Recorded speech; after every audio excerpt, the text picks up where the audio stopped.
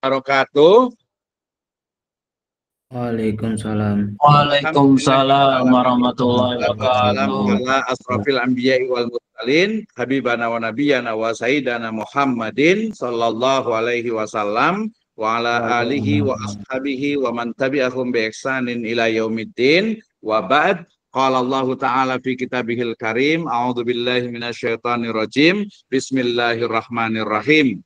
Ya ayyuhalladzina amanu atiullaha wa atiur rasul wa ulil amri minkum. Fa in tanaza'tum fi syai'in farudduhu ila Allahi wa rasulih in kuntum tu'minuna billahi wal yaumil akhir dzalika khairu wa ahsanu ta'wila. Wa qala Rasulullah sallallahu alaihi wasallam talabul ilmi faridatun ala kulli muslim wa fi riwayatin muslimatin. Wa qala aidan man salaka tariqan yaltamisu fihi ilman sahhalallahu lahu bihi tariqan ilal jannah. Amma ba'd fa inna asdaqal hadithi kitabullah wa khairal huda huda nabiyyu sallallahu alaihi wasallam. Saya ucapkan terima kasih kepada seluruh mahasiswa di program studi Ilmu Ekonomi Syariah Sekolah Tinggi Agama Islam Sirajul Falah Bogor. Ini adalah pertemuan yang pertama, walaupun saya agak kaku karena harus dua ini gitu ya. Kalau saya pengen sebenarnya berdiri terus lebih santai ya, tapi tidak apa-apa ya. Mudah-mudahan semuanya semangat ya. Apalagi ini hari pertama ya. Mata kuliah yang diampu pada kesempatan atau semester ini adalah yaitu ya, di situ boleh dilihat filsafat umum. Nah, ya jadi mata kuliah yang sangat-sangat challenging kalau menurut saya. Ya kebetulan saya juga suka filsafat, suka mikir gitu ya. Oke, kita lihat semuanya boleh lihat di handphonenya ya. Di sini juga bisa, tapi di handphonenya aja biar handphone bisa dipakai ya. Baik, jadi mata kuliah ini adalah mata kuliah di program studi Ekonomi Syariah. Kemudian kode mata kuliahnya itu adalah SIFA 010031 ya. Nama kuliahnya filsafat umum. Kemudian bobotnya kita itu ada 3 SKS ya. Satu SKS itu 50 menit. Jadi 50 kali 3 itu 150 menit ya. Dengan pembagian teorinya 3 SKS, prakteknya 0 karena kita memang teori ya. Dari 3 SKS itu kita akan menerapkan namanya pembelajaran student center learning, di mana pembelajaran itu akan dibagi menjadi beberapa bagian, termasuk mulai dari lecturing, penyampaian, explanation, ceramah, kemudian nanti ada diskusi, kemudian ada tanya jawab, kemudian ada challenge yang nanti harus diselesaikan oleh mahasiswa ya. Dan dosen pengampunya saya sendiri, ada namanya di situ. Kemudian koordinator mata kuliahnya juga, dan status dari mata kuliah ini adalah wajib ya. Ini disusun 6 September 2025 ya, semester ganjil. Ketua program studinya Bapak Rendra Fahru Rozi. Oke, jadi mata kuliah kita adalah filsafat umum. Pertanyaannya adalah setelah belajar filsafat umum ini kita akan bisa apa ya, bisa apa? Itu masuk ke dalam CPL. CPL itu adalah capaian pembelajaran. Jadi kalau sudah belajar, ini loh yang bisa didapatkan. Ya, ini karena kita 4 tahun, jadi ilmunya itu harus betul-betul dari dasar. Tadi ya, pengantar ekonomi syariah, bahasa Inggris, bahasa Arab, bahasa Indonesia, PKN gitu. Jadi semuanya harus apa? Harus dikuasai dulu. Baru nanti semester 2, semester 3 gitu ya. Prosesnya memang ya cukup lama untuk jadi sarjana, jadi harus betul-betul semangat ini ya. Oke, baik ya. Dilihat di situ CPL ya, capaian pembelajaran untuk mata kuliah filsafat umum. Yang pertama tentu saja ya CPL, capaian pembelajaran. S itu sikap ya. Sikap yang pertama adalah bertakwa kepada Allah Subhanahu wa taala, berakhlak mulia, berjiwa moderat sesuai nilai Ahlus Sunnah wal Jamaah,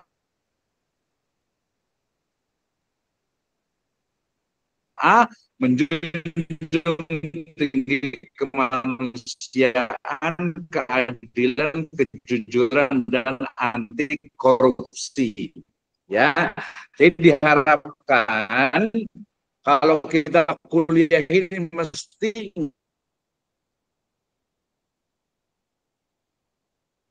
dan bernegara. Jadi yang kedua ini, setelah kita bertakwa, menjadi warga negara yang baik. Karena kita memang tinggal di Indonesia, gitu ya. Nah, jadi harus paham, termasuk juga nanti di bidang ekonomi. Kenapa? Karena banyak sekali aturan-aturan ekonomi yang kemudian diatur oleh negara. Misalnya perbankan. Ya, kalau bank berarti apa? Bank syariah itu harus mengikuti aturannya BI. Ya, walaupun di sana nanti ada divisi bank syariah di Bank Indonesia. Ada teman di sana juga, nanti next ke depan ingat kita itu kuliah itu jangan hanya di kelas. Ya, nanti harus ada kunjungan, ya, harus ada istilahnya itu ada praktik lapangan juga, ada praktik lapangan itu kayak magang. Ya, dari sekarang nih pikirkan nih, mau kemana sih sebenarnya? Mau di perbankan, mau di asuransi, mau di pasar modal, atau mau magang di DPR gitu kali sekalian? Bisa, bisa. Apalagi kita jurusannya adalah ekonomi. Termasuk juga nanti kunjungan ke Bursa Efek, kemudian ke OJK, ke KNEKS, sampai ke Mahkamah Konstitusi juga bisa. Karena mereka waktu masalah perundang-undangan ekonomi syariah. Itu ya. Jadi perjalanan kita tuh panjang gitu ya. Jadi harus betul-betul semangat nih ya, betul-betul istiqomah. Tapi jangan khawatir, apalagi yang memang belum banyak kegiatan, kita nanti akan buatkan banyak kegiatan. Termasuk juga saya dengan Pak Rendra itu kemarin itu kita sampaikan bagi mahasiswa yang tidak ada kegiatan, bukan tidak ada sih ya, pasti sibuk ya. Ada kegiatan tapi ingin menambah istilahnya itu kemampuan, kita membuka untuk bantu-bantu di baik itu di Prodi ataupun saya di LPPM. Nanti mulai Senin besok ada 2 orang juga yang semester 3 yang membantu juga, terutama nanti di bidang penelitian, pengabdian, administrasi, dan juga ke ekonomi syariah. Kita mau buat koperasi, pokoknya ceritanya banyak banget lah. Gitu ya. Cita-citanya banyak sekali. Jadi yang jangan sampai ada yang, aduh Pak saya kuliah doang kosong gitu kan, nggak ada. Dan nanti tinggal hubungi saya dan juga Pak Rendra. Ya, itu yang jadi bertakwa, kemudian menjadi warga negara yang baik. Yang ketiga, P itu tadi adalah pengetahuan. Kalau S sikap, tapi nggak usah dihafal ya. S itu sikap, P itu pengetahuan, K itu keterampilan umum. Jadi keterampilan umum setelah belajar mata kuliah ini, ya mampu berpikir kritis. Wah ini ya, ini sarjana sebenarnya. Berpikir kritis, logis, sistematis, kreatif, inovatif dalam penyelesaian masalah ekonomi berbasis syariah. Ya, misalnya orang sekarang mengatakan sama aja bank syariah dengan bank konvensional gitu ya, sama aja. Nah itu berarti dia berpikirnya itu kurang logis, kurang sistematis ya. Kenapa? Karena dari namanya saja sudah beda, dari akadnya nanti sudah beda. Kalau ada semacam penyimpangan atau ada yang kurang, atau mungkin kadang katanya itu di bank syariah itu lebih ribet, petugasnya itu kurang ramah gitu ya. Nah itu bukan bukan alasan untuk menjadikan sama aja, tidak gitu ya. Oke, kemudian itu yang keterampilan umumnya. Keterampilan khususnya, nah ini hampir semua ada di mata kuliah, yaitu mampu menghasilkan karya ilmiah, publikasi, dan penelitian sesuai kaidah akademik dan etika penelitian. Oke, yang Bapak pulpen boleh dicatat. Ada 3 skill yang harus kita kuasai. Ada 3 skill atau 3 kemampuan yang harus dikuasai dalam pembelajaran, dalam kuliah. Ya, saya juga nggak apa-apa, zaman sekarang mau pakai AI aja, nggak usah pakai catat juga nggak apa-apa. Ini karena megang pulpen aja gitu ya. Yang itu juga boleh catat ya. Zaman sekarang kan tinggal pakai gini, pakai AI, langsung nyatet sendiri gitu ya. Di sini juga ada sebenarnya gitu ya. Oke, yang pertama adalah mulai dari yang mudah dulu, speaking skill. Ya, speaking skill, kemampuan mengungkapkan ide dan gagasan dalam atau dengan lisan di forum ilmiah. Ya. Oke. Speaking skill atau kemampuan mengungkapkan ide dan gagasan dengan lisan di forum ilmiah secara logis, sistematis, dan empiris. Aduh, semester 1 udah banyak banget gitu ya. Terlalu cepat lagi ngomongnya gitu ya. Ya nggak apa-apa, diulang, tenang aja, kita ada pengulangan kok. Ya, intinya adalah ketika kita kuliah itu dilatih untuk berbicara. Berbicaranya itu tadi apa? Log. Ya, jangan bilang, ini si Fulan ini kayaknya ini deh, dukun deh. Nah, itu tidak logis gitu ya. Suudon itu namanya, itu tidak logis gitu ya. Oh mungkin ini kalau ilmu pengetahuan nanti kita bahas juga. Percaya nggak sih kalau Gunung Tangkuban Perahu itu katanya perahu yang ditendang gitu ya sama siapa Sang Kuryang? Percaya nggak kira-kira sih? Iya, ada SUV gitu ya. Percaya nggak kira-kira? Atau mungkin kalau di Bogor, saya juga memang mendalami juga di sejarah Bogor itu ada Maung, Prabu Siliwangi. Bener nggak sih? Nah, gitu ya. Itu nanti sebenarnya kaitannya dengan apa?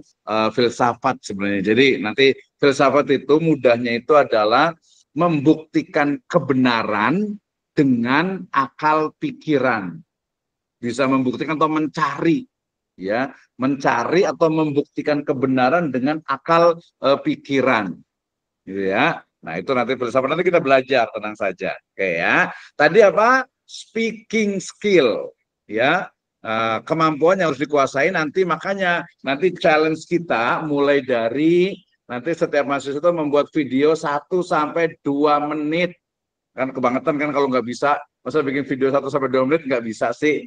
Ngomong di depan kamera pakai HP gitu direkam, nanti berbicara tentang misalnya bisa tokoh filsafat, bisa pemikiran filsafat, bisa juga kritik terhadap filsafat dan sebagainya. Nanti topik kita akan bagi satu-satu. Ya, nah nanti kita akan pikirkan apakah satu orang satu atau kelompok. Kalau satu orang kadang nanti jadinya nafsi-nafsi. Ya, tim buildingnya itu tidak ada. Makanya nanti harus ada tim. Kemungkinan besar sih biasanya tim. Ya, biasanya tim. Kalau ini kan ada berapa nih? 7 orang ya. 7 berapa ini? 9 ya. Ya 9, kalau 9 pas 3-3 nih.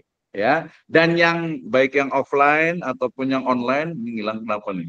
Ya, yang online jangan khawatir, yang offline apa jangan khawatir, justru nanti kita akan apa fokus banyak juga belajar ya terkait dengan tadi berbicara.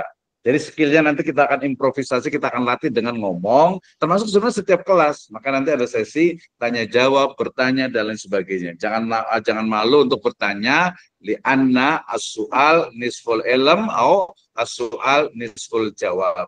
Nah, gitu ya. Jadi dibiasakan untuk bertanya. Oke, skill yang kedua adalah writing skill. Ya, jadi mengungkapkan ide dan gagasan dalam bentuk tulisan. Ya, spesifiknya nanti adalah tulisan karya ilmiah. Ya, nanti dalam bentuk artikel populer atau artikel ilmiah atau artikel jurnal ilmiah. Nah, nanti ke depan semua dosen itu nanti harus apa? Menulis, semua dosen itu biasa memberikan tugas untuk artikel jurnal ilmiah. Bahkan sekarang ini kemarin juga sudah berjalan. Jadi apalagi untuk ekonomi ini, untuk ekonomi itu nanti bukan hanya skripsi, bukan hanya artinya skripsi itu hanya satu jenis dari tugas akhir. Ya, jadi untuk yang ekonomi ini, ya pertama pilihannya bukan urutan, boleh skripsi. Ya, yang kedua boleh menulis artikel jurnal yang dipublikasikan, dan yang ketiga ini bisa juga nanti pilihannya apakah apa namanya itu disebut dengan bisnis model ataupun juga laporan tentang proposal bisnis gitu ya. Itu juga memungkinkan. Jadi bukan hanya skripsi saja untuk tugas akhirnya. Itu nanti ya. Tenang. Oke. Jadi di sini nanti dilatih untuk menulis ya. Nah, nanti untuk improvisasinya juga nanti ada challenge biasanya itu di pertemuan yang ke-6 atau ke-7 itu setiap mahasiswa itu menulis 1 halaman aja dulu latihan gitu ya. Latihan tentang apa? Misalnya nih, silahkan menulis tentang opini dari perbankan syariah atau tentang ilmu ekonomi syariah atau mungkin tentang pegadaian atau mungkin tentang apa saja bebas gitu ya. Yang penting ruang lingkupnya adalah ilmu ekonomi syariah. Dan perlu dipahami sebenarnya nih yang namanya ilmu ekonomi syariah ya itu kan sebenarnya sudah terpecah, bukan terpecah, artinya sudah berkembang ya. Makanya ada ilmu ekonomi, mungkin awalnya itu adalah ilmu humaniora. Dari ilmu humaniora, ilmu sosial humaniora muncul ke ilmu ekonomi. Dari ilmu ekonomi muncul ilmu ekonomi syariah. Dari ilmu ekonomi syariah nanti ada lagi ilmu bisnis syariah, manajemen bisnis syariah. Itu ada prodinya. Kalau prodi kita itu ekonomi syariah. Ada prodi orang lain, prodi lain itu ada manajemen bisnis syariah. Itu pengembangan ilmu ekonomi syariah. Yang kedua ada lagi manajemen, bukan manajemen. Ilmu manajemen syariah juga ada tersendiri. Kemudian juga ada nanti akuntansi syariah. Itu sudah jadi prodi juga. Kemudian nanti ada keuangan syariah. Itu sudah ada lagi juga. Kemudian manajemen haji dan umroh. Itu ada lagi juga. Kemudian manajemen SDM. Itu juga ada lagi juga. Kemudian sekarang berkembang itu pariwisata syariah. Itu ada juga. Ada manajemen hotel syariah. Jadi banyak banget ternyata gitu ya. Jadi kita itu masih di induknya nih. Di induknya yaitu ilmu ekonomi syariah gitu ya. Jadi sebenarnya itu dia agak berbeda dengan bisnis syariah. Tetapi kemudian karena istilahnya itu di sini hanya ada ekonomi syariah, maka nanti banyak juga ke mata kuliahnya. Kalau lihat di mata kuliah, sudah lihat mata kuliah semua belum? Belum kali ya? Sudah lihat mata kuliah semuanya sampai selesai? Belum ya, nanti kita itu lebih kurangnya sekitar 140-an SKS, lebih kurang antara 60 sampai 70 mata kuliah. Makanya tahun gitu ya, 4 tahun. Jadi saya juga kuliah 4 tahun juga, tapi ya nikmati aja sih, nggak kerasa cepet gitu ya. Nggak kerasa, teman-teman juga cepet juga gitu ya. Jadi tadi skill untuk nulisnya itu harus ya, harus belajar baik itu populer ataupun ini. Makanya yang punya medsos ya, coba belajar deh bikin tulisan gitu. Cuma paling 5 baris aja gitu kan. Opini, jadi nanti terbiasa ya, terbiasa. Atau kalau saya sekarang dulu kan nulis gitu ya, sekarang banyak ke video, tapi di video kan kita tulisannya itu kita sendiri. Jadi apa namanya, original, betul-betul punya saya sendiri gitu, bukan nyontek dari orang lain, kecuali mungkin kalau Al-Quran dan hadis gitu. Tapi kalau yang lainnya umum itu juga dibiasakan. Nah, termasuk juga nanti di digital. Oh, tadi belum ada ilmu digital ekonomi syariah. Sekarang udah ada prodinya. Jadi prodi, program studi ya, kewirausahaan syariah ada, kemudian ekonomi digital. Nanti di ekonomi kita mengenal ada mulai dari apa tuh? Orange economy, ada green economy, ada lagi blue economy, ada lagi apa, grey economy. Oh, banyak gitu ya, jadi macam-macam. Jadi sebenarnya ekonomi ini intinya itu adalah kita itu bisa memahami tentang bagaimana perekonomian, baik itu perorangan, keluarga, komunitas, bangsa dan negara serta dunia itu. Jadi misalnya ini kenapa sih di Indonesia itu sekarang apa ya, pajak itu ditingkatkan kemarin itu, karena apa? Karena negaranya mengikuti ya pemahaman bahwa negara itu ya income-nya tidak bisa hidup tanpa pajak. Gitu ya. Ya pajak semua kan sekarang dipajakin gitu kan ya. Kasihan rakyatnya juga gitu ya, pajaknya gitu. Tapi nanti apa, sumber kenapa? Karena mungkin karena cashnya itu, kasusnya itu karena sumber daya alamnya itu udah sulit untuk di ini lagi gitu, diambil lagi gitu ya, susah gitu ya. BUMN-nya juga rugi dan sebagainya gitu ya. Itu sebenarnya. Jadi kalau mau nanya, kalau saya kuliah di ekonomi syariah itu sebenarnya saya kerjanya di mana, Pak ya?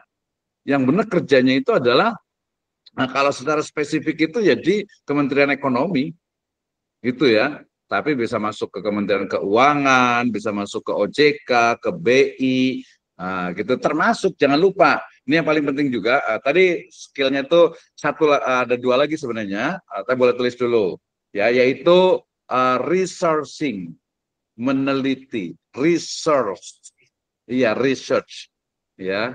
Jadi biar pakai ing semuanya, research. Dan satu lagi research dan publishing boleh. Ya, research dan publishing dia lebih ke teknis sih. Tadi saya mau ngomong itu, jadi mahasiswa itu jangan hanya tadi di kelas, jangan hanya dari kelas, tapi memanfaatkan status mahasiswanya. Ya, nanti mulai ikut perlombaan. Tadi kalau tidak ada perlombaan, kita di sini bisa buat perlombaan sendiri, jadi panitia. Kemudian juga ikut nanti perlombaan yang luar. Kalau saya boleh kasih tahu, kemarin saya sudah kasih tahu semester juga, kalau ilmu ekonomi syariah, istilahnya itu organisasi mahasiswanya saat ini yang paling banyak berkembang. Nanti ada KASAI, komunitas studi ekonomi, ada FOSEI, itu sangat banyak sekali. Ya, jadi dari sekarang nih, Ya kemarin sebenarnya yang ya mungkin karena baru dua angkatan gitu ya, tempatan itu sudah luar biasa sekali, ikut olimpiadenya, ikut kegiatan-kegiatannya. Ya, jadi tadi networkingnya itu nggak saya sebutkan, yang penting itu tiga itu. Networking juga harus dimanfaatkan dari sekarang. Tadi memanfaatkan status mahasiswanya itu maksudnya adalah apa? Jadi kita nanti bisa kunjungan ya kalau di Bogor nih, kalau di Bogor berarti bisa ke DPR, bisa ke Basnas, bisa ke Badan Wakaf, bisa ke LAS, berbagai LAS ya, kemudian ada lembaga wakaf juga, kemudian berbagai perusahaan, berarti ada perbankan, ada asuransi, kemudian semua bisnis lah, mau ke hotel, mau kemana, ke resort, kemana itu sangat terbuka sekali.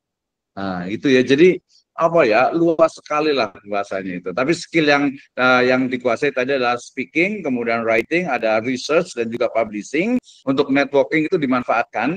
Ya ini kan sebenarnya apa misalnya kemarin ada yang semester 3 itu kan memang bisnis apa tuh apa ya burung puyuh.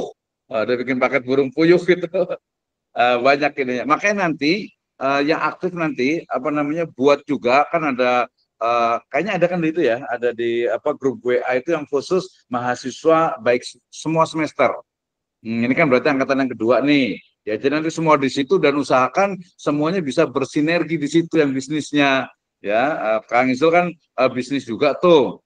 Jadi disampaikan biar tahu prakteknya begini begini begini termasuk nanti bisa sharing tentang bisnis ya. Kita buat kegiatan dan lain sebagainya. Termasuk juga sebenarnya kemarin saya dengan Pak Rendra itu punya kegiatan juga pengennya itu nanti setiap hari Sabtu terutama ya. Sabtu itu kita semuanya sholat berjamaah di masjid yang di situ itu ya.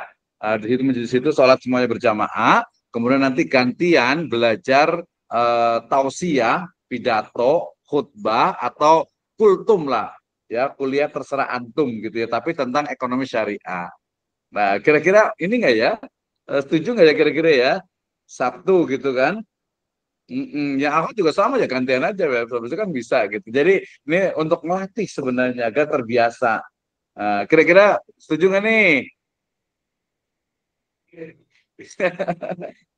Kan udah bisa ya tadi kita belum belum kenalan juga ya, tapi nanti lah kenalannya terakhir aja ya. Nanti kenalannya terakhir. Oke, itu untuk apa CPL. Jadi CPL itu adalah prodi program studi ekonomi syariah itu didirikan untuk mewujudkan minimal itu ada 4 profil lulusan. Udah baca belum? Ada nggak profil lulusannya?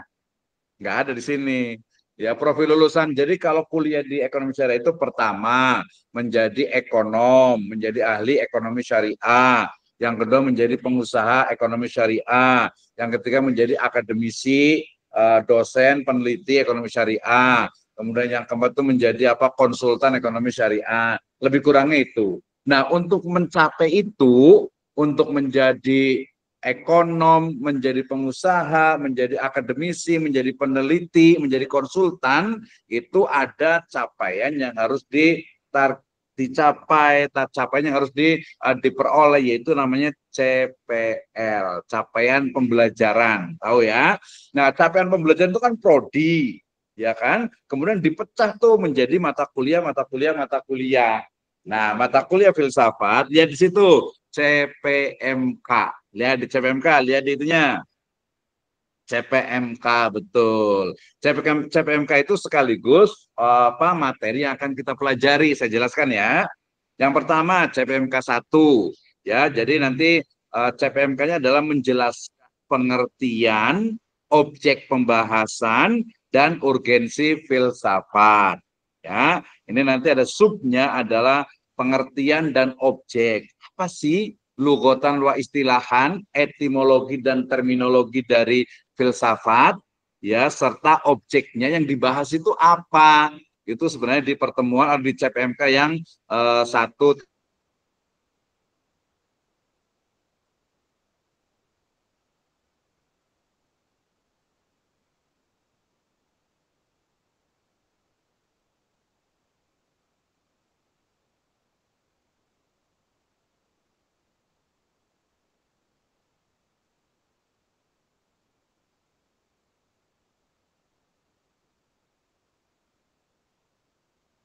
Jadi tokoh-tokohnya nanti, untuk tokoh nanti kita akan kasih tadi apakah grup atau satu-satu, ya.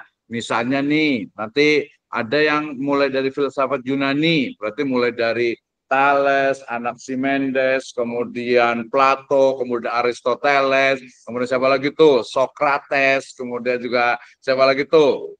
Pythagoras gitu ya, itu yang Yunani. Kalau yang Islam berarti mulai dari Al-Kindi, Al-Farabi, Ibnu Sina, siapa lagi? Al-Biruni, Al-Ghazali, Al-Khwarizmi, semuanya tuh, termasuk yang orang Indonesia. Filsafat Indonesia kira-kira siapa ya? Ya siapa kira-kira nih? Sebelum tahu tokohnya mikir tuh, filsafat itu apa sih sebenarnya? Filsafat itu adalah, tadi saya ulang lagi, istilahnya kadang suka lain-lain. Seni berpikir mendalam untuk mencari sebuah kebenaran. Seni berpikir mendalam untuk mencari sebuah kebenaran. Ya, nanti orang perspektifnya bisa seni, bisa ilmu, bisa metode, bisa cara. Walaupun nanti banyak konfrontasi di sana. Ya, kalau ilmu filsafat biasanya dia sumbernya adalah rasional. Oh, catat lagi, boleh catat. Ya, catat lagi nih biar nanti ada pengetahuan. Jadi filsafat dan hubungannya dengan ilmu yang lainnya. Atau tulisan judulnya itu adalah teori ilmu dalam kehidupan sehari-hari. Atau teori ilmu aja. Ya, teori ilmu dan kebenaran. Ya, jadi teori dan ilmu kebenaran yang pertama, bukan menunjukkan urutan juga, ya. Apa tulisannya? Teori ilmu dan kebenaran. Satu, filsafat. Yang kedua, sains atau ilmu pengetahuan. Yang ketiga, agama. Enggak, belajar agama. Nah, di setiap itu tulis titiknya. Apa tadi pertama itu filsafat, titik dua, sumbernya adalah rasio atau logika. Nanti kita akan tahu logika itu apa sih, rasio itu apa sih. Nah, yang kedua sains, yaitu sains atau ilmu pengetahuan itu adalah panca indera. Nah, panca indera. Kemudian agama, sumbernya apa? Sumbernya apa agama itu? Sumbernya ya wahyu. Ya, wahyu dalam Al-Quran dan hadis lah kalau Islam gitu ya. Tapi kalau agama yang lain kan yang lainnya. Oke ya. Nah, kemudian titik dua lagi. Ya, titik dua lagi. Jadi kebenaran filsafat itu dia apa sifatnya itu nisbi. Abstrak, nisbi atau abstrak. Ya. Oke. Kemudian nanti apa ininya adalah tadi karena rasio, namanya itu rasionalisme. Kemudian kebenaran dari sains itu juga dia ada dua. Yang pertama adalah ilmiah dan yang kedua adalah alamiah. Apa bedanya apa bedanya ilmiah dengan alamiah? Iya. Iya, berdasarkan penelitian kalau alamiah ya berdasarkan alam kali gitu ya. Tapi yang benar adalah ilmiah itu adalah sains murni atau sains eksak. Nanti paradigmanya itu namanya positivisme. Jadi semuanya itu harus pasti, harus terukur gitu ya. Itu ilmiah. Makanya nanti pakai statistik. Belajar statistik belum ya? Belum ya nanti. Yang alamiah itu adalah kebenaran yang didasarkan kepada sesuatu yang real atau empiris. Sesuatu yang real atau empiris. Biasanya di awal harusnya nih. Bisa saya suka nanya-nanya nih. Saya suka nanya apa ya? Oh, yang kalau itu nggak kelihatan sih ya. Kalau itu nggak kelihatan. Kayaknya apa ya? Ini aja nih. Nah, ini warnanya apa nih? Biru. Ya, sama juga dengan apa ya? Lautan. Lautan warnanya apa sih? Ada biru, ada yang butek juga ya. Langit warnanya apa? Ada yang gelap gulita hitam juga ya. Oke, kita bilang yang biru dulu lah. Apakah air laut itu warnanya biru? Tidak. Tidak. Kenapa? Iya, bening kan ya? Bening kan? Bening ya. Berarti kebenaran air laut biru itu nggak benar dong.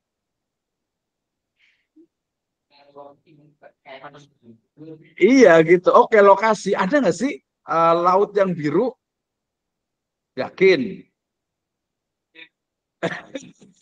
Maksudnya temannya tuh gini. Oke, kita datang ke lautan, ke dekat lautan, warnanya biru.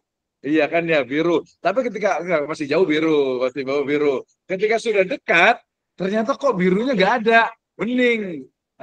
Berarti kan nggak benar juga gitu kan ya. Terus langit, langit itu biru nggak? Kenapa biru? Coba kalau kita ke sana ke langit gitu, masih ada nggak birunya? Iya, birunya kemana berarti? Hilang ya. Yang biru ini juga sama ini. Biru ini ketika dia diletakkan di bawah mikroskop, masih ada nggak birunya? Nggak ada, kemana birunya? Kira-kira birunya kemana ya?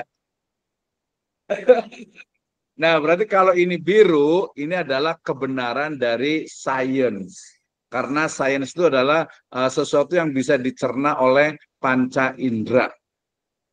Iya, bisa penglihatan, bisa pendengaran, ya bisa apalagi tuh panca indera apa aja sih? Penciuman, kemudian lidah juga. Lidah ada nggak sih yang di sini kayak kayak lidah buaya gitu? Ada nggak yang merasa gini? Misalnya saya minum minum kopi, ya pahit. Kopi itu pahit nggak sih? Pahit ya. Ada nggak sih orang yang ketika sesuatu minum ternyata tidak pahit? Itu terasa pahit ya. Oke, bisa juga. Tapi yang beda lagi lah. Pedas. Ya, pedas. Ya, pedas kalau kebenaran sains itu harus diukur. Ada nggak ukuran kepedasan? Ada lah, kita kan mikir level 1, level 2. Bukan enggak, bukan itu. Kalau kalau pedas level 1, level 2 pedas banget banget itu bukan. Ada yang tahu nggak sih pedas itu bisa diukur? Kayaknya nggak pernah nonton ini deh apa namanya yang di TV itu apa sih namanya itu yang apa tuh makan receh lah makan makan apalah gitu. Ternyata di dunia itu pedas itu sudah diukur kekuatan kepedasan gitu ya. Ada satu menurut apa ya? Knot atau apa ya? Coba cari di itu di apa di ChatGPT aja ukuran kepedasan ada. Oke ya. Nah, tapi tadi sebenarnya kalau itu kan tadi ngomongin sains. Yang maksud saya itu adalah yang kebenaran tadi alamiah itu adalah menurut saya pedas, menurut orang lain bisa nggak pedas? Bisa kan? Iya, karena kalau saya dengan istri itu biasanya apa? Kalau istri kan suka pedas gitu kan ya. Sebenarnya ini pedas gitu loh, enggak pedas gitu kan. Berarti relatif ya. Ada nggak ukurannya? Ketemu belum? Ukuran kepedasan. Alat untuk mengukur kepedasan. Skopinya. Ya, itu science gitu, science itu ya. Termasuk juga banyak lah. Mengukur rasa sakit bisa nggak kira-kira ya? Rasa sakit gitu ya. Banyak survei itu karena science gitu kan. Kalau nih, naudzubillah sih ya, meninggal itu enaknya kayak gimana ya? Mau ditembak, mau digantung, atau diracun? Ada survei yang lebih nggak sakit yang mana ya? Eh? Ya, itu science bukan filsafat, itu science. Memang diteliti. Gimana ada ukurannya kan? Gitu ya. Ada ukurannya. Tadi termasuk juga sakit itu diukur. Sampai orang itu untuk menentukan itu kira-kira kalau orang koruptor misalnya gitu kan, koruptor itu mau dihukum mati, ya biar agak manusiawi lah gitu. Gimana sih biar kalau pas mati itu nggak sakit-sakit banget gitu? Itu diteliti ya. Jangan itu ya semua hal itu salah satu dari kelebihan apa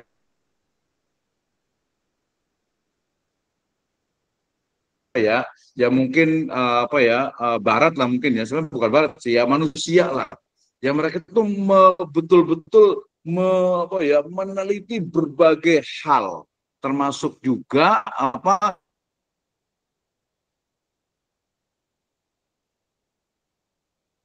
hal yang sifatnya itu tidak terpikir oleh kita.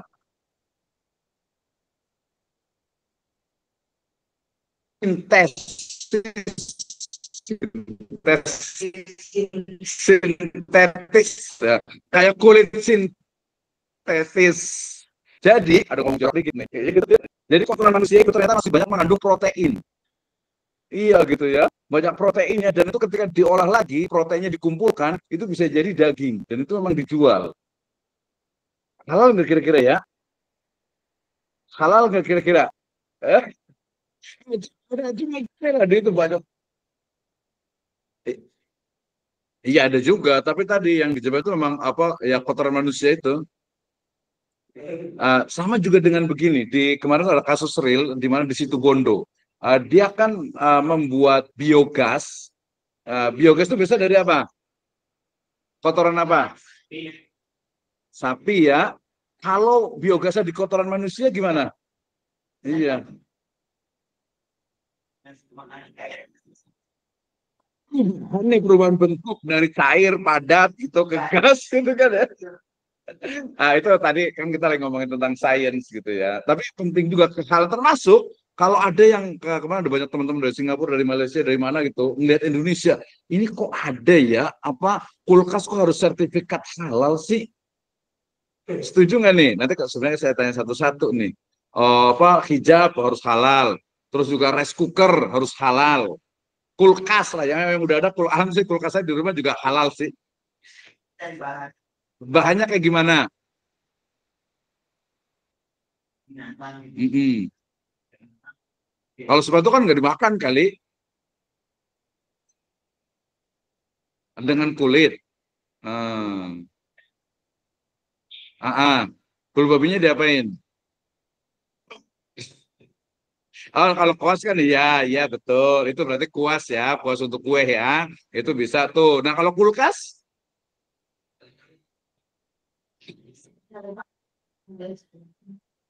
Iya, atau yang terbaru itu adalah piring ini MBG. Ada yang udah baca belum? Iya, kenapa?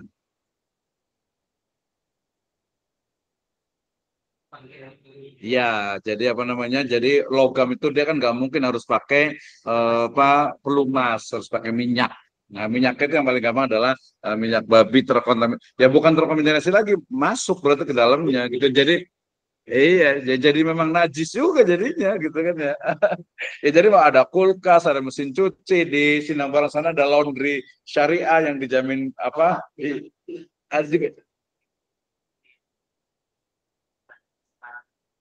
Oh gitu ya. Jadi harus halal ya. Kalau setuju nggak kalau ya udah berarti hal berarti ada logo haram gitu. Iya, bisa akhirnya kan lucu betul ya.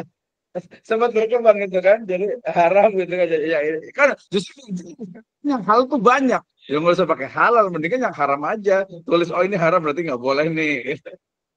Ya termasuk sebenarnya ya tadi jual beli kalau di keuangan di apa di bisnis atau di pekerjaan biasanya itu selalu yang bertanya gimana kalau menjual jualan atau bekerja di toko yang menjual yang haram gitu kan ya di Indomaret di Alfamaret gitu kan itu banyak yang apa Homer ada kan ya iya Homer ada gitu kan ya ada nggak sih di Indomaret Alfamart Homer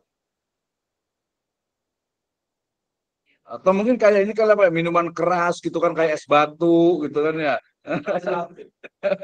Kan minuman keras. Khamar maksudnya itu ya bir. Mhm. Iya tahu. Yang zero. Yang zero. Mhm. Mhm. Iya, non muslim. Iya, iya, iya, iya. Mhm, mhm. Mhm. Nggak halal. Mhm, mhm. Iya, iya, betul. Ya nanti kalau untuk apa istilahnya itu untuk apa untuk kasus-kasus tertentu ya kita tidak bisa mengatakan haram gitu. Apalagi mungkin orang kerja di situ gimana nih ini nggak ada ya yang mungkin pelan-pelan gitu ya. Nah, tapi kalau mau hukum asal ya tetap gitu kan ya. Jadi kalau kerjanya di apa jualnya yang haram ya perlu hati-hati gitu kan. Tapi bukan begitu udah langsung keluar ya enggak juga nanti lihat dulu pelan-pelan gitu ya. Itu kan harus belajar filsafatnya juga gitu kan ya. Beda dengan katakan seperti dafka ya. Dafka ada suaranya nggak nih? Tadi sampai di mana ya? Ada Lalu Ustaz. ngomongnya tadi sampai di mana tuh? Catatan. Iya alamiah dan satu lagi kebenaran. Oh, udah mau habis gitu saya. Yang satu lagi adalah Sebelumnya kebenaran yang sifatnya itu agama itu dalam wahyu dan itu pasti kebenarannya adalah kebenaran. Kebenaran apa? Kalau agama itu kebenaran apa? Kebenaran agama itu kayak gimana sih? Kebenaran agama itu kayak gimana? Yakin atau enggak nih? Saya ngeri dulu ngambil charger ya. Coba kebenaran.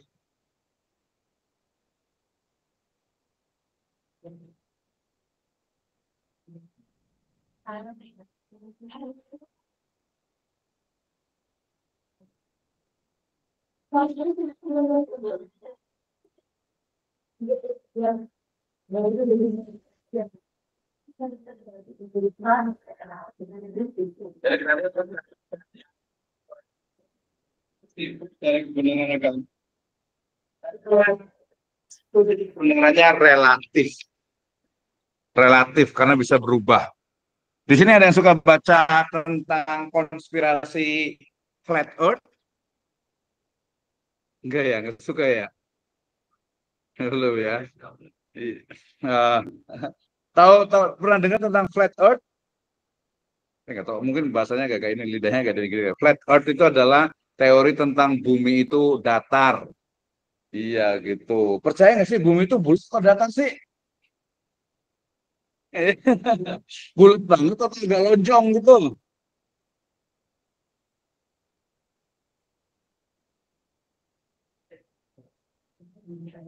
Iya, Firosha ya. Ya itu juga itu sebenarnya bagian dari apa kajian filsafat sebenarnya. Jadi apakah filsafat itu? Jadi kan tadi tiga tuh. Jadi apakah filsafat dengan sains dengan agama itu mungkin nggak sih apa namanya berbarengan gitu? Kalau secara paradigma ya tidak bisa berbeda karena filsafat itu rasio otak manusia, kemudian sains itu panca indera, kemudian apa agama itu wahyu. Ya, tapi ada bagian-bagian dari agama yang memang istilahnya itu sama dengan sains, juga bisa masuk ke rasio juga. Ya, tadi misalnya ada yang pernah dengar nggak sih di sini Nabi Adam itu tingginya berapa meter ya? Iya, 60 hasta ya, 60 kemudian 30 meter. Kira-kira sains bener nggak sih? Bisa dibuktikan nggak sih? Berarti dulu zaman dulu berarti ini kali ya, dinosaurus itu kucing kali gitu ya. Iya. Dinosaurus itu kucing gitu ya.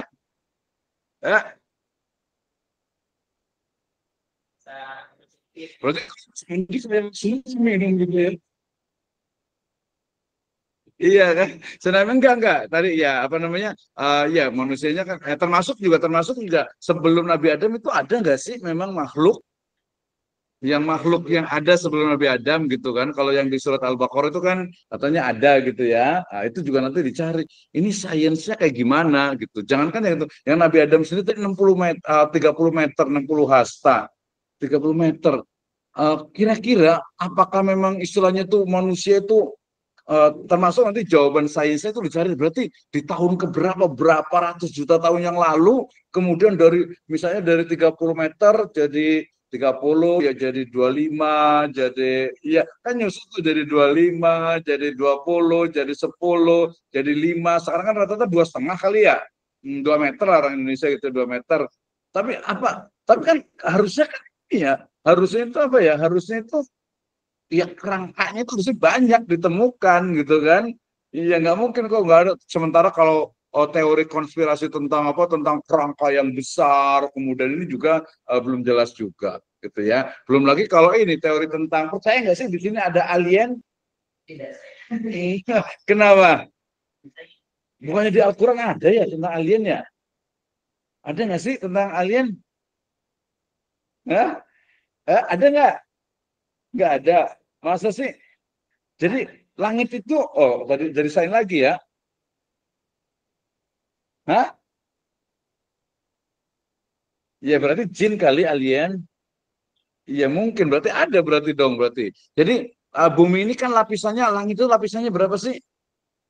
7 lapisan ya, sab'a samawatin tibaqo. Oh, berarti 7 langit itu apa kayak kue lapis gitu? Tujuh, tujuh, apa satu lapis satu, lapis dua, lapis tiga. Yang dari pesantren di sini tahu kan? Siapa nabi yang ada di langit pertama? Bener ya, anggap aja bener lah. Yang di lapisan kedua nabi siapa? Pernah dengar nggak? Jadi, nah para nabi itu tinggal di lapisan-lapisan langit. Itu lapisan langit pertama, itu siapa nabi di situ. Lapisan langit kedua, itu siapa? Ya, gitulah pokoknya gitu ya. Tapi itu sebenarnya untuk menguji. Jadi, apakah menguji maksudnya itu tadi, ini sains, ini agama, ini filsafat. Nah, kadang memang saling bertentangan gitu. Tadi misalnya 30 meter kayak gimana gitu ya.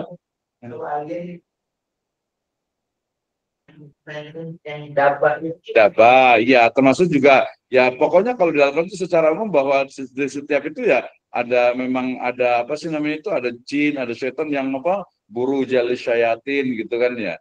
Nah gitu. Cuman kan termasuk juga definisi jin kalau di ini orang-orang sebagainya kalau umpamanya di itu kan ada apa ya kalau di Indonesia nih kan terkenal nih dengan horor gitu ya, horor nih. Di sini masih ada percaya dengan yang mistis-mistis nggak nih? Ya, misalnya nih percaya nggak masih ada ini apa siapa tuh Nyi Roro Kidul? Percaya nggak sih Nyi Roro Kidul itu ada?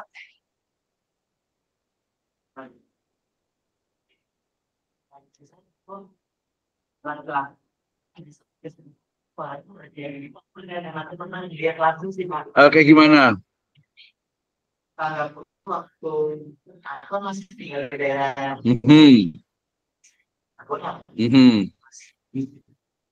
Kuat banget ya. Oh iya betul. Jumat.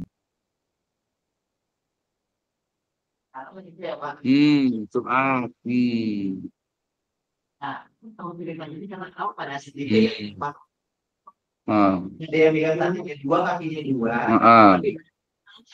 Ya, gitu. Kayak film Vina itu ya, keangkat gitu ya. Dia tahu kayak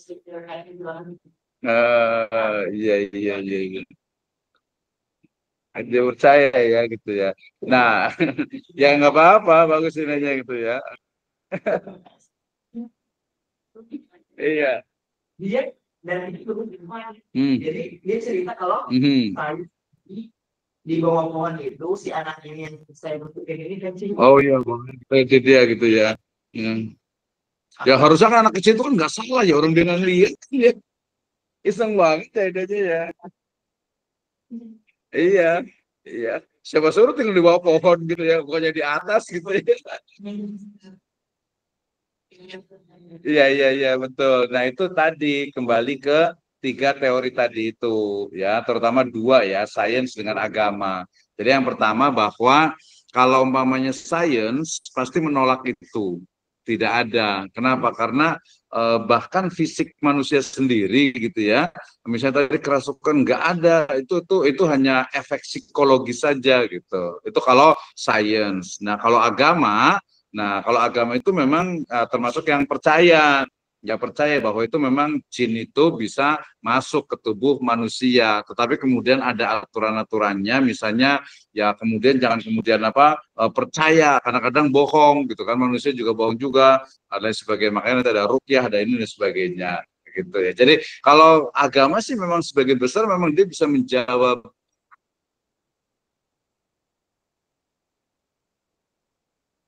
berbagai fenomena yang ada. Kenapa? Karena memang agama itu muncul dari ya fase kebudayaan yang mungkin tidak apa-apa dari mulai primitif sampai mistis baru ada yang mulai di sana gitu. Ya udahlah agama itu untuk sholat aja silakan sendiri-sendiri aja, sains itu tersendiri. Nah, sehingga kemudian sains itu ya atau termasuk nanti istilah modern itu ya mereka sebenarnya menolak yang namanya wahyu dan juga sesuatu yang tidak bisa dicerna oleh panca indera. Ya, jadi misalnya nih, ini masih percaya nggak? Kalau yang anak muda gini masih percaya ada pocong gitu? Iya, percaya nggak sih? Ini ada yang pernah lihat hantu nggak? Nggak pernah, mau lihat. Ini pernah lihat? Nggak pernah. Ini pernah lihat? Belum pernah. Yang ini? Belum pernah. Yang ini? Yang ini? Yang ini udah pernah ya? Ini biasa kalau usia memang tidak bohong sih. Biasa. Ya, coba gimana cerita. Mhm. Mhm. Nah, berang sarung. Terus? Nah, terus? Nggak taunya udah meninggal. Enggak. Terus lanjut dulu. Ya, masih kan? Masih. Sarung. Mm-mm. Hijau. Yang hijau. Terus? Tahu kan? Ah. Tapi di sini saya si Wali ini. Ah. Keranda ya hijau sama kuning ya. Terus?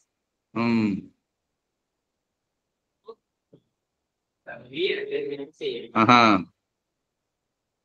Pulang. Dia orang langsung pulang. Nggak ngomong nggak? Biasa ngobrol ya. Iya, terus orangnya nggak ke sana. Ah.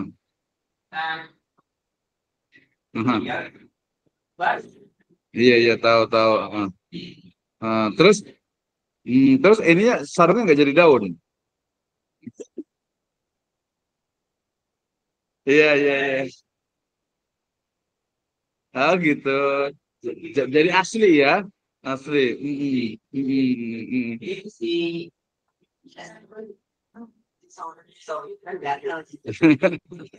Iya. Tapi menarik memang. Jadi itu kan kaitannya dengan sains kan, ilmu pengetahuan. Jadi maksudnya apakah memang sains itu sudah bisa mendeteksi adanya, misalnya sekarang ada radar untuk makhluk halus, kemudian juga tadi ketika kesurupan, gitu ya. Termasuk juga ketika misalnya gini, nanti kalau dalam Islam itu ada namanya faham, termasuk juga namanya Mu'tazilah. Ya, Mu'tazilah ini memang dia banyak dipengaruhi oleh filsafat Yunani, ya. Jadi menurut Mu'tazilah ini agama itu ya pasti rasional, pasti masuk akal. Kalau tidak masuk akal berarti bukan agama. Nah, akhirnya dia misalkan begini, misalnya nih kalau orang Indonesia nih ya apa ya contohnya nih ya. Contohnya anggap saja lah ini itu tahu ya, ini itu anggap saja ini itu apa ya, paku. Tahu ya paku ya. Percaya nggak paku itu bisa masuk ke tubuh kita tanpa melalui lubang mulut dan yang lainnya? Katanya guna-guna itu. Kira-kira percaya nggak? Iya. Iya betul. Nah kalau orang Mu'tazilah itu rasional itu, sains itu juga nggak mungkin, nggak bisa karena ini daging tulang itu dia nggak mungkin. Kalau nembus itu pasti kena, pasti berasa gitu. Iya. Kok tiba-tiba bisa masuk ke perut orang gitu kan ya? Oh, nah itu juga bagian dari apa ya?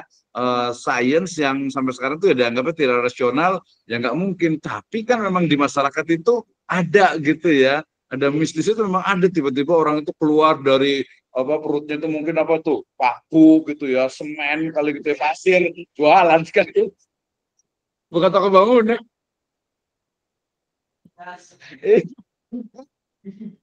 Iya gitu ya. Jadi, nah itulah pentingnya kita itu untuk memahami. Jadi memang masing-masing budaya itu berbeda gitu ya, berbeda dan tapi yang paling ya memang yang bisa menjawab itu ya memang agama sih. Ya, karena agama tadi memang kekuatan dalam artian apa ya, goib itu memang kuat di sana gitu ya, kuat di sana sehingga berbagai fenomena yang ada itu bisa dijawab oleh agama. Tetapi, nah masalahnya itu adalah justru sekarang itu agama itu banyak disingkirkan. Ya, kenapa? Lagi-lagi karena memang banyak bertentangan dan mungkin kurang sesuai dengan perkembangan sama sains. tadi misalnya apa ya, tentang berbagai ilmu pengetahuan lah, berbagai ilmu pengetahuan misalnya, contoh gini, beda lagi, contohnya misalnya ini udah keluarga belum ya.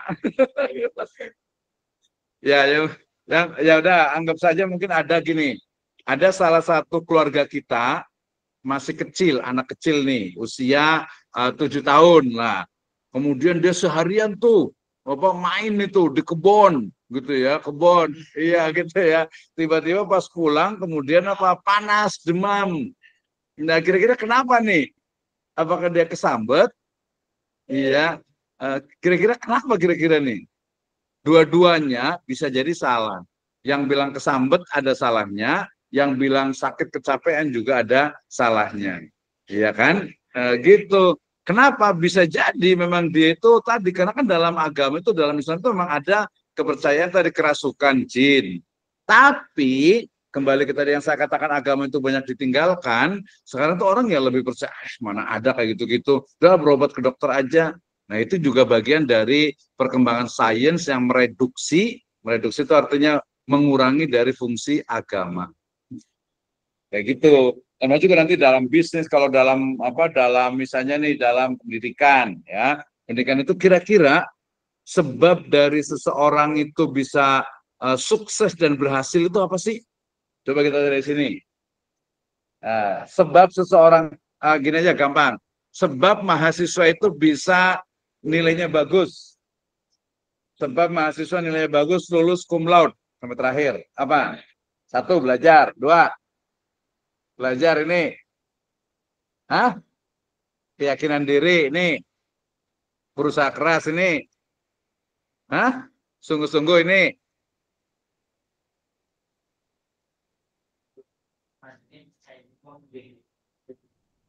Yakin ya sama dengan itu motivasi ini. Oh, berarti metode pembelajarannya menyerap yang ini. Percaya sungguh-sungguh yang ini. Ya, itu semuanya adalah bagian dari namanya itu perspektif atau paradigma sains yang tidak pernah menempatkan agama. Kira-kira kalau dari agama apa sebabnya? Perspektif agama. Karena agamanya Islam semuanya. Kira-kira kalau dari perspektif agama, seseorang itu bisa nilainya bagus, bisa berhasil, bisa sukses, bisa wisuda, bisa cum laude, apa? Satu, takdir, sunatullah, qadarullah, gitu ya. Satu. Yang kedua, doa. Doa siapa?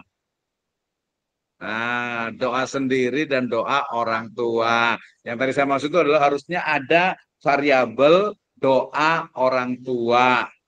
Itu yang tidak ada tuh ya. Kalau orang sekarang ya pasti tadi, karena memang mikirnya, apalagi sekolahnya kan SD, SMP, SMA, sains semuanya. Jadi sekolah tuh udahlah. Tapi memang untuk agama itu juga untuk cara mengukurnya itu ya tadi abstrak, karena memang keyakinan. Misalnya Izul nih, Izul, manggilnya apa sih? Izul atau Hijrul atau apa biasanya nih? Enaknya kalau sama teman-teman dipanggilnya apa nih? Kalau di sini ganti gitu.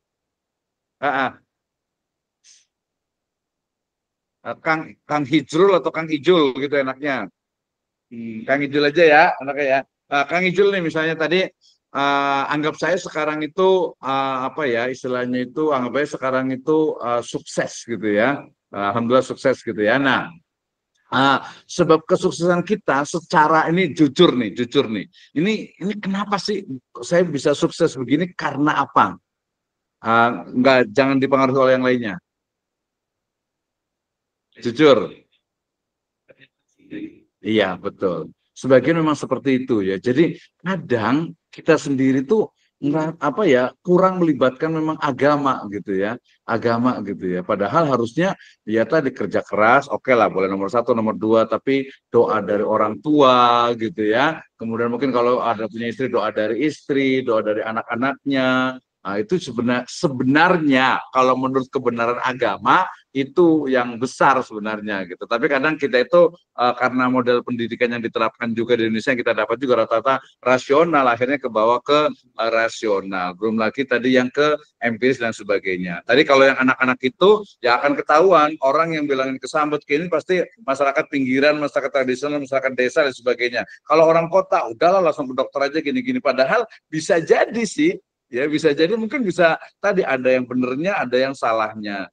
Ya termasuk tadi yang kesurupan, kemudian yang macam-macam lah gitu. Banyak itu saya dengan pengetahuan. Tapi kalau filsafat itu sebenarnya lebih memahami tentang tadi bagaimana kebenaran itu berdasarkan rasio. Hanya bedanya karena kita Islam itu tetap dalam bimbingan Islam, agama gitu ya. Nanti kita bicara tuh di RPS kan banyak tuh ya tentang eksistensi alam semesta. Jadi nanti ada filsafat alam, kemudian filsafat ketuhanan, kemudian filsafat manusia, kemudian nanti ada ontologi, eksistensi, kemudian ada epistemologi, artinya ilmu pengetahuan. Dan nanti paling banyak ini tentang ilmu pengetahuan tadi, tentang sumber kebenaran. Jadi yang benar itu standarnya, ukurannya yang mana sih? Ukurannya yang mana sih yang benar itu tadi? Kalau ingin membuktikan misalnya bumi itu bulat, gimana sih cara kita membuktikan bahwa bumi itu bulat itu benar? Atau mungkin ini aja ya, apa ya, bulan kali ya, itu terlalu jauh apa ya, manusia kali ya? Manusia kali ya. Manusia apa tuh yang pengen dibikin saksi? Manusia itu kayak gimana sih? Maksudnya betul nggak sih terbuat dari tanah gitu? Tanah liat atau tanah abang atau tanah sengketa nih? Iya, manusia gitu ya. Manusia itu kayak gimana gitu ya? Manusia itu apakah iya dari tanah gitu ya. Kemudian tentang misalnya apa yang hasil evolusi lah, kemudian kebenaran. Jadi kita itu bener nggak sih? Iya, ini nah, biasanya memang kalau filsafat itu sebenarnya sebagian besar itu memang diberikan untuk yang di S2 ataupun yang sudah berpikir karena dia sudah mulai mikir begini mikirnya itu. Uh, Manusia itu apa ya kalau rumah saya kan kebetulan di sampingnya kuburan, di sebelahnya kuburan kan di Bogor banyak buat kuburan ya. Tahu ya kalau ini rumah di Bogor atau banyak di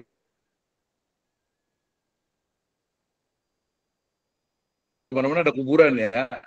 Itu saya setiap hari mau subuh, asar, maghrib, isya, kalau di rumah itu subuh, maghrib, isya itu ya mau ke masjid pasti lah kuburan. Ini kuburan memang di sini memang lewat atasnya gitu ya. Pertanyaannya itu kalau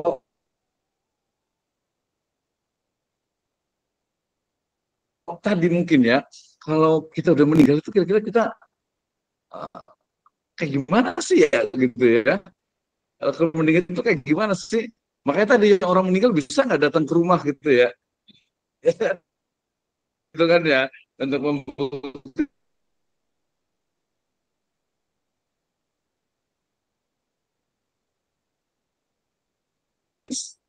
secara sains, secara apa ya? Secara hakikat lah gitu ya. Sains itu kan udah kelihatan itu. Ya memang udah nggak ada orangnya, udah paling udah ya jadi kerangka, udah bahkan mungkin sudah jadi tanah gitu kan ya. Udah nggak ada gitu kan ya. Tapi apa kepercayaan agama kan masih masih kuat di situ. Iya, ada setannya lah. Kemudian kan kadang ya kita kan ziarah kubur juga, mendoakan di situ juga. Berarti itu kan udah jadi tanah. Ya belum lagi nanti kalau istilahnya itu apa ya ke tempat-tempat yang mungkin agak-agak apa ya, ya angker lah inilah macam-macam gitu ya. Jadi antara sains, agama dengan filsafat saya itu memang terus berkembang. Kalau filsafat itu lebih ke sebenarnya lebih kepada memahami pemikiran-pemikiran yang ada sekarang ini. Ya yang paling tren misalnya ada yang suka ngikutin ini enggak? Ya, pemikiran siapa? Rocky Gerung. Kenapa sih? Kenapa sih? Nah, nanti ada kalau ini kan levelnya itu paling atas itu adalah agama Islam, Muslim, agama Muslim. Yang kedua nanti ada namanya itu agnostik. Pernah dengan agnostik nggak? Itu filsafat tuh. Ada agnostik. Ya, sebelum agnostik sebenarnya agnostik, setelah agnostik baru ada deisme. Deisme. Sebenarnya deisme itu sama dengan teoisme atau taoisme dekat tuh. Dan yang terakhir itu ada ateis. Jadi ateis tidak percaya Tuhan, kemudian apa? Muslim, ya mukmin percaya Tuhan. Di sini ada deisme, percaya Tuhan tapi tidak percaya agama. Agnostik percaya agama tapi ragu-ragu tidak yakin. Baru ke sini ke ateis. Jadi kalau Rocky Gerung itu mungkin ya agak agnostik sama deisme. Dan orang itu jumlah yang ateis itu semakin banyak. Kemudian jumlah yang deisme semakin banyak, tidak percaya dengan agama, percaya dengan agama tapi tidak percaya percaya adanya Tuhan tapi tidak percaya dengan agama, gitu ya. Karena nanti kalau mengatakan filsafat itu misalnya apa haram tidak boleh, karena memang dalam filsafat itu dia di ontologi namanya itu mencari membuktikan eksistensi adanya Tuhan dengan rasio, ya dengan akal, gitu ya. Mungkin nggak sih? Ya mungkin, tapi tergantung akal yang mana, gitu kan ya. Akalnya akal yang mana nih? Kalau akal barat ya mungkin eksistensinya ada. Makanya tadi sebenarnya yang murni ateis itu sebenarnya hampir sedikit sekali ateis itu. Jadi mereka ya sekelas Amerika, Eropa kan mereka yang in the name of God gitu kan ya. Mereka percaya Tuhan itu eksis ada, tapi tidak percaya dengan agama. Itu agnostik dan deisme. Walaupun agnostik itu ragu-ragu, kalau deisme itu percaya Tuhan tapi tidak percaya agama. Nah, termasuk juga ekonomi, kita bersyukur pilih di ekonomi syariah. Kalau yang di ekonomi lain itu nggak pernah apa. Nanti pertanyaan besarnya itu adalah apa hubungannya agama dengan ekonomi? Kan agama ya udah agama aja, ritual aja. Nah, itu kalau agama yang selainnya. Ya, kalau agama Islam pasti di situ ada pasti unsur politik, ekonomi, sosial, budaya. Kenapa? Karena banyak sekali tadi sumber-sumber wahyunya. Nah, jadi yang tadi saya katakan belajar filsafat kadang memang agak suka mengguncang iman gitu ya. Jadi mengguncang iman karena kita belajar untuk mikir, walaupun nanti memang ada batasannya. Jadi nggak sampai ke kayak filosofi-filosofi yang lain itu. Jadi kita lebih memahami, oh ternyata kita memahami dari sisi nanti adalah tentang ekonomi syariah. Ya, misalnya nih satu nih terakhir, ya ketika ditanya kenapa riba itu haram, gitu kan ya, jawabannya itu dua, gampang jawabannya itu dua, bahkan tiga sebenarnya, tapi dua cukup. Kenapa riba itu haram? Jawabannya yang pertama, karena riba diharamkan oleh Allah Subhanahu wa taala di dalam Al-Qur'an, hadis, ijma, fatwa para ulama. Itu jawaban dari perspektif ilmu usul fikih dan fikih. Itu ilmu fikih dan usul fikih. Nanti ada yang kedua, karena kan tidak semuanya orang istilahnya orang non muslim kan nggak percaya dengan fikih usul fikih, dengan Al-Quran, dengan hadis gitu ya. Jawaban yang kedua adalah perspektifnya namanya nanti ilmu makosid yang juga pengembangan dari turun dari ilmu filsafat sebenarnya. Kenapa riba itu haram? Karena riba ya ketika dia itu berkembang dan dibiarkan itu akan merusak dari stabilitas ekonomi dan mengembangkan atau akan menyebarkan kezoliman. Nah, itu jadi ngomongin riba tanpa agama pun dalam artian itu orang juga tahu. Sama juga dengan judi. Ya, judi itu kenapa sih judi itu nggak boleh? Tadi jawabannya dua ya, jadi hampir semua. Kenapa judi itu haram? Ya, karena ayat Al-Qur'annya, hadisnya, ijma'nya, pendapat para ulamanya, fatwanya itu haram, fikih, usul fikih. Tapi ada jawaban yang lainnya, perspektif ekonomi atau makosid namanya itu ya, judi itu haram. Kenapa? Karena kalau judi itu nggak boleh, karena ketika judi itu dibiarkan, dikembangkan, dan semua orang itu berjudi, iya, kira-kira menurut saya kayak gimana? Hah? Kenapa? Hah? Ya, satu boleh angan-angan. Yang kedua ya tidak ada aktivitas ekonomi, tidak ada produksi, tidak ada distribusi, cuma konsumsi aja. Ya lumpuh pasti. Ya habis. Ya kenapa? Karena orang tadi angan-angan terus ya cuma tidak ada aktivitas ekonomi. Ya makanya gitu kan. Nah, itu yang terjadi. Jadi akhirnya kenapa judi itu haram dan lain sebagainya banyak sekali. Walaupun tadi dua itu tidak bisa dipisahkan. Gitu kan ya. Nanti jangan sampai juga misalnya nanya, kenapa daging babi itu haram? Boleh.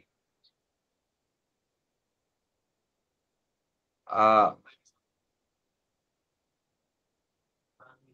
uh, uh. Oh ya, jadi tadi perkataan bahwasannya ekonomi syariah itu terkait erat dengan bank itu tidak tepat, salah.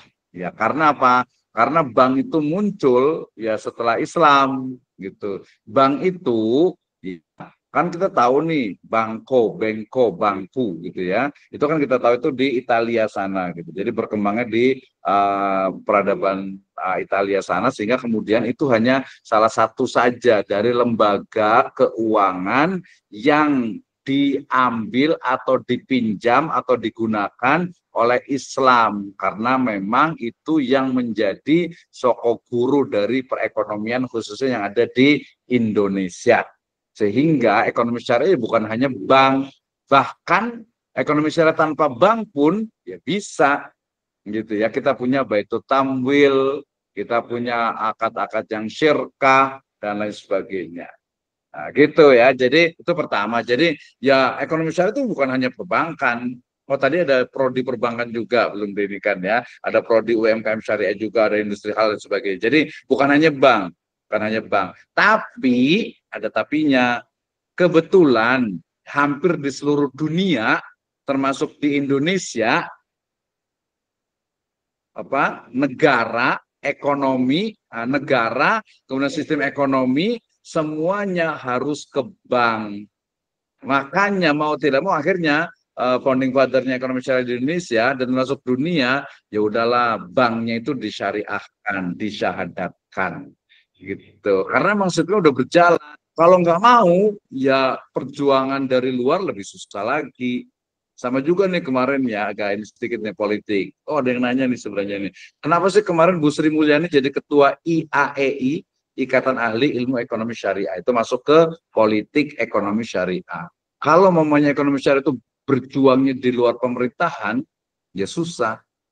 Nggak bisa berkembang kita. Gitu ya, kita nggak bisa berjalan. Ya, masuk ke undang-undang, masuk ke DPR, masuk ke Mahkamah Konstitusi dan sebagainya, gitu kan ya.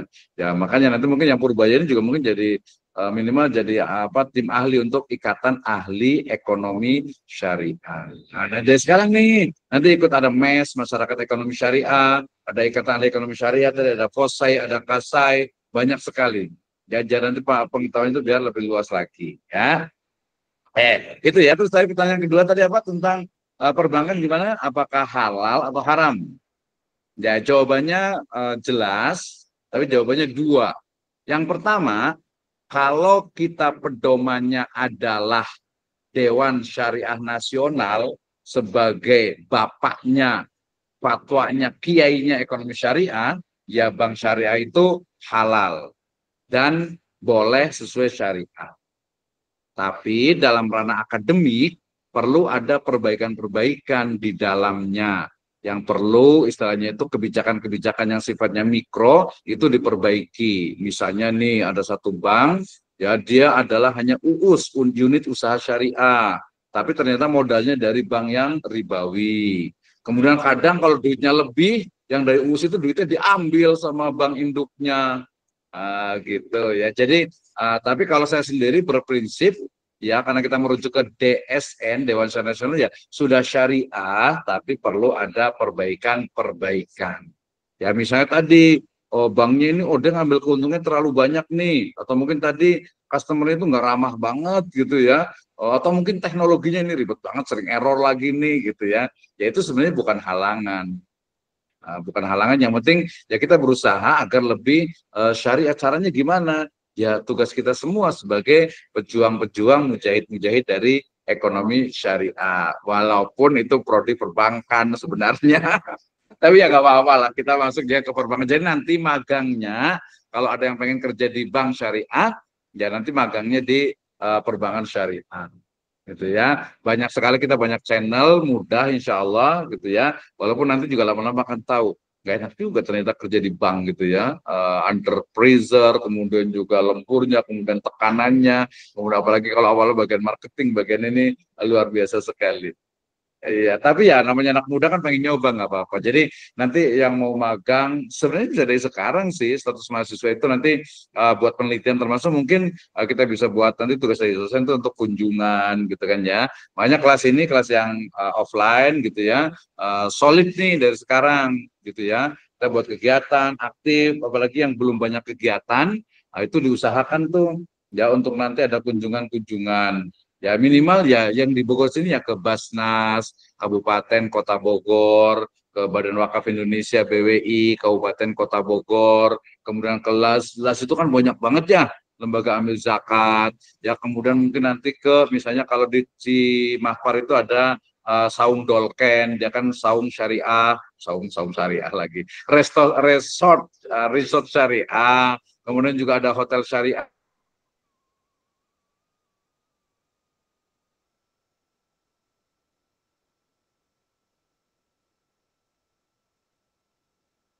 Juga tidak ada apa Komar juga ya, jadi manfaatkan kita jadi mahasiswa. Jadi mahasiswa itu jangan hanya di kelas gitu ya. Jadi harus nanti keluar, termasuk juga nanti kita akan ada visiting lecture juga, kegiatan nanti online, nanti tinggal ikut, nanti saya akan sering share biasanya untuk kegiatan-kegiatannya agar lebih terbuka ya, termasuk juga mungkin bisa jadi nih ada yang pengen nanti kuliahnya itu double degree dengan yang di Malaysia, mungkin di USA, di UK, itu sangat mungkin sekali.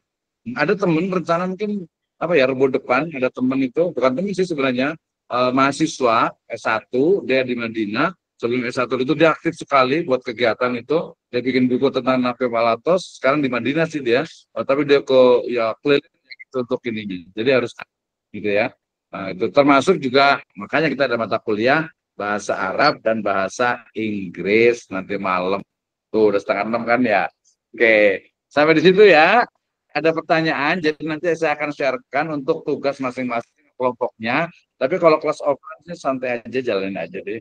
Ya, nanti juga kita akan ketemu jalannya. Dafka Aldinar, silakan. Soalnya ada nggak ya? Nah, silakan Dafka. Sebelumnya izin bertanya Pak. Mohon maaf dari tadi Nurdin. Kan untuk filsafat ini, untuk filsafat ini berkehendak kebebasan gitu ya Pak. Bagaimana pandangan filsafat terhadap transgender atau perkawinan sesama jenis, gitu Pak. Dan namun tidak semua para filsuf itu mengatakan transgender itu suatu tantangan yang salah dalam agama gitu ya. Namun para filsuf Barat melegalkan transgender atau perkawinan sesama jenis. Meskipun merupakan hak bagi setiap orang, namun hal tersebut jelas bertentangan dengan aturan spiritual, Pak. Terima kasih sebelumnya. Oke, terima kasih. Mohon maaf ini ya yang online ya. Jadi sebenarnya tadi kembali kepada teori kebenaran. Kalau isu tentang LGBT, tentang transgender, itu kan multi paradigma. Kalau paradigmanya itu perspektifnya adalah science, menurut mereka ya itu orientasi yang wajar gitu menurut mereka gitu ya, karena memang itu bagian dari orientasi saja gitu kan ya. Jadi menurut mereka wajar. Kemudian menurut sains ya, kemudian menurut filsafat sendiri ya mereka juga memahami justru, nah ini masalahnya itu banyak filsafat, banyak filosof termasuk saintifik itu yang memang mengikuti kebebasan yang LGBT itu. Sayangnya itu di Barat itu filosof itu banyak sekali yang seperti itu. Nah itu jadi karena memang mereka itu apa ya, kebanyakan mikir kali ya gitu ya. Jadi kebanyakan mikirnya malah mikir yang lain gitu. Sementara manusianya itu kadang tidak terfikirkan. Nanti kita akan belajar tentang aliran-alirannya. Jadi tentang isu LGBT ini baik itu tadi filosof ataupun sains, mereka sama-sama mengakui bahwa itu adalah sesuatu yang alamiah, menurut mereka orientasinya itu. Yang berbeda dengan justru tadi agama, ya. Agama juga sebenarnya hampir semua agama sebenarnya, agama Kristen yang lain juga sebenarnya sama. Tetapi justru itu yang dalam artian itu agak sedikit kritis posisi agama jadinya. Nah, akhirnya dianggap agama ya udah, akhirnya agama itu memberatkan, merepotkan dan sebagainya. Ya mungkin kalau yang akhwat itu ya agama itu misalnya Islam ya harus pakai hijab gitu, pakai jilbab, tertutup dan sebagainya. Menurut mereka ya nggak enak banget gitu menurut mereka itu. Nah, itulah kemudian yang tadi saya sitir juga kenapa agama itu banyak ditinggalkan. Atau kalau nggak ditinggalkan jadi hanya semacam ritual. Ya udah nggak ada kaitan dengan ekonomi, politik, sosial, budaya. Mau nggak pakai jilbab, mau nggak apa terserah gitu. Pakai jilbab kan yang penting hatinya aja. Gitu kan, yang penting hatinya baik. Makanya ada banyak artis kan ya pakai jilbab terus kemudian dilepas gitu kan ya. Nah, nanti ada makosidul hijab kali ya, atau bukan filsafat tapi makosid ya. Jadi kenapa sih seseorang itu harus pakai hijab gitu? Karena memang dalam Islam itu, dalam agama itu kan ada ya, ada akidah, keyakinan ya, kemudian ada syariah ya, kemudian nanti ada akhlak atau norma atau etika. Ya memang nanti ada beberapa filosof itu yang memang kemudian dia meninggalkan syariah. Gitu, makanya ada kalau di Indonesia itu ada namanya siapa, yang terkenal itu Syekh Siti Jenar, pernah dengar nggak? Atau mungkin ada orang yang mengatakan, udahlah nggak usah sholat, yang penting hatinya baik. Tadi kalau yang akhwat itu nggak usah pakai jilbab, nggak apa-apa lah, yang penting hatinya baik, gitu kan ya. Nah itu terjadi dan itu menjadi apa? Semakin banyak di masyarakat, gitu. Sehingga tadilah yang saya sebut tadi, ada yang memang sesuai filsafat, sains dengan agama, tapi banyak juga yang bertentangan agama dengan sains tadi. Contohnya itu ya, ketika agamawan sepakat LGBT itu ya haram, nggak boleh gitu kan ya. Tapi ternyata orang itu malah justru bukan lagi apa ya, bukan lagi istilahnya itu memperhatikan agama, udahlah bebas itu ya. Bahkan ya sempat itu di mana ya, di apa, di London gitu ya, yang imam masjid kemudian dia ternyata LGBT juga gitu. Bahkan dia bikin LGBT, Muslim LGBT community, itu sempat ada juga, banyak lah di itunya. Itu kemudian tadi jangankan LGBT, nikah beda agama saja, iya gitu ya. Di sini ada nggak sih setuju nggak kalau nikah beda agama? Iya, memang Tidak Pak, tidak setuju. memang berbeda, tapi faktanya banyak banget orang kayak gitu ya.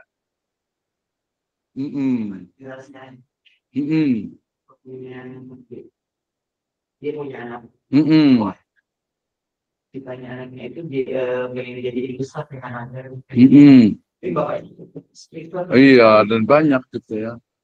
Iya, saya juga bikin penelitian, saya bikin publikasi, judulnya itu Satu Ranjang Dua Iman. Ya, satu ranjang dua iman gitu, itu banyak. Jadi satu keluarga, ada istrinya muslimah, ada suaminya yang Islam. Kita di interview itu sih kemarin sih sebenarnya karena istrinya muslimah gitu ya, istrinya muslimah, ya, alhamdulillah lah anak-anaknya Islam semuanya. Cuman suaminya saja yang masih non muslim gitu. Tapi kan itu sebenarnya tadi saya mau menunjukkan bahwa agama itu di masyarakat itu ya sudah mulai dipinggirkan. Iya gitu ya. Ya di banyak tempat. Ya. Tadi contohnya yang syariah. Tadi orang kan sekarang juga sholat banyak yang nggak sholat juga banyak, yang misalkan juga banyak. Terus coba hitung aja perempuan yang kalau di Indonesia apalagi yang nggak pakai jilbab, yang muslimah juga lebih banyak banget gitu ya. Ada pakai jilbab juga cuma tren aja, yang ini aja gitu kan, banyak juga. Jadi itulah pentingnya ya, kalau ekonomi syariah sih lebih ke memang ke ekonominya gitu. Jadi berangkatnya ya kita memperbaiki ekonomi, baru nanti mudah-mudahan agamanya itu tetap dibawa. Ah, gitu ya. Udah lewat nih sebenarnya nih. Ada pertanyaan nggak? Ada yang mau nanya nggak? Yang di sini termasuk tadi ya. Jadi isunya itu nanti kita akan bahas tentang perspektif-perspektifnya. Tadi ada CPMK-nya, nanti itu udah ada ya. CPMK dengan nanti per setiap pertemuan. Kemudian nanti setiap mahasiswa. Tadi karena yang hadir berarti buat 3 orang gitu ya. 3 orang ini ada yang nggak masuk ya? Atau udah pas nih? Tapi nanti biasanya suka nambah lagi sih. Yang kelas ini, yang offline. Iya. Kang Isul udah mulai ini kayaknya udah lemes banget nih. Ya kalau saya sih insya Allah on time ya, jam 4 sampai jam 6 ya, kalau itu setengah 6 sih biasanya itu. Setengah 6 nggak apa-apa gitu, ini lebih nggak apa-apa. Yang mungkin yang agak sulit ini memang yang ini nih, yang offline-nya. Tapi nanti mungkin komunikasi di grup aja ya, yang online-nya. Jadi nanti kita tidak ada tugas, kita hanya melatih untuk tadi skill improvisasi. Dengar nggak ini ya? Jadi tidak ada tugas, tetapi untuk melatih skill itu harus ditrain, ya, dilatih. Latihnya mulai dari nanti membuat, ini kan apalagi semester 1 ya, jadi nanti ada presentasi.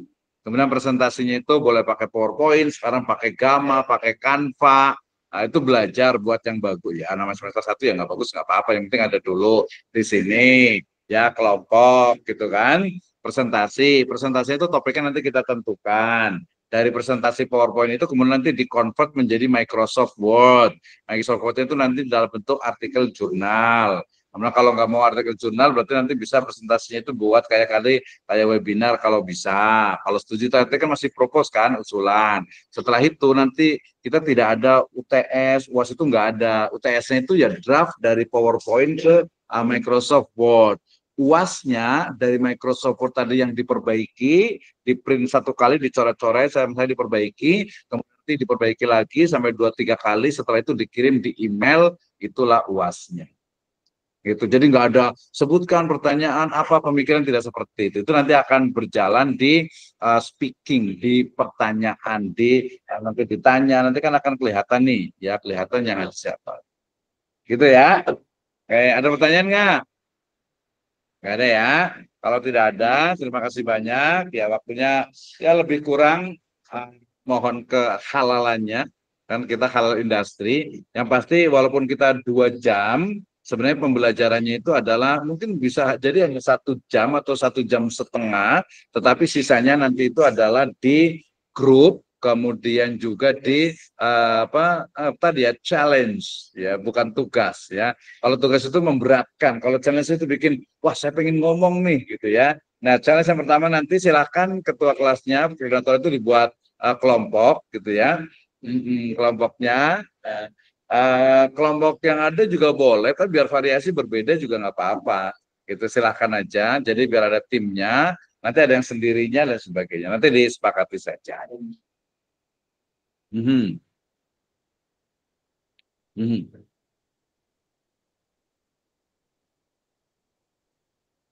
Iyalah, kalau saran saya sih kayaknya agak susah ya kalau digabung ya. Jadi lebih baik yang offline-offline, yang online-online. Karena nanti saya khawatir agak susah. Iya. Kalau ini ya bisa 3 ini. 3. Jadi kalau malu-malu ya sudah, 2, 1, 2, 3, 4. Mungkin di sini ada yang 3 gitu aja, berarti 1, 2, 3, 4. Jadi bisa 3 atau 4 kelompok. Kalau mamanya 3 kelompok, berarti 3, 3, 3 gitu. Tapi kalau 3 ya sebenarnya kalau semester 1 sih nggak apa-apa sih. Kalau semester berikutnya nanti 2 orang aja. Karena kalau 3 orang itu biasanya suka itu sih apa namanya, kerja bareng-bareng gitu. Yang satu kerja, yang satu bareng-bareng gitu. Yang satu kerja, yang dua bareng-bareng gitu kan ya. Itu. Tapi semester 1 fleksibel sih sebenarnya. Ya fleksibelnya itu enaknya gimana nih? Nah kalau saran saya itu biar juga kenal juga, ya jangan kelompoknya, jangan grup ini sama dengan ini sama gitu, gantian. Ini dengan ini dengan ini gantian. Gitu, ada lagi gitu. Ya nggak apa-apa. Atau kalau untuk awal bareng-bareng dulu nggak apa-apa, kan ada 7 berarti ya, 7 mata kuliah ya. 7 kan ya, banyak banget ya. Tapi kan nggak semua ada tugas kan ya. Nggak semua ada tugas ya. Jadi kalau untuk saya sendiri sebenarnya kemungkinan besar karena ini semester 1 ya. Jadi nanti kemungkinan besar presentasinya itu setelah UTS. Kalau yang kelas sudah semester 3 ke atas itu biasanya pertemuan 1, 2, 3 itu dari saya. Setelah itu baru presentasi. Tapi kalau kelas ini nanti mungkin setelah ini aja, setelah UTS saja. Jadi nanti penjelasan dulu dengan diskusi juga. Ya, dengan diskusi, dengan nanti mungkin ada ya bikin apa video atau apa gitu kan biar pengalaman juga. Ya. Oke, cukup ya. Ada yang bertanya lagi? Gitu ya. Jadi dipisah aja lah. Jangan digabungkan. Nanti kalau digabungkan ini juga saya belum kenal semua. Nanti setelah ini kalau saya kenalan kali ya. Baik, terima kasih. Demikian. Wallahu a'lam bishawab. Kita tutup dengan hamdalah. Alhamdulillahirabbil alamin. Assalamualaikum Alhamdulillah. warahmatullahi wabarakatuh. Waalaikumsalam warahmatullahi Silakan. Ini mau lanjutkan nih, yang ini nih, mana nih? Ayo bagian sini Ada berapa orang yang terus. online? Semangat ya nanti buat grupnya. Ya boleh silakan, boleh langsung keluar. Semangat. Semangat. Ada siapa aja nih?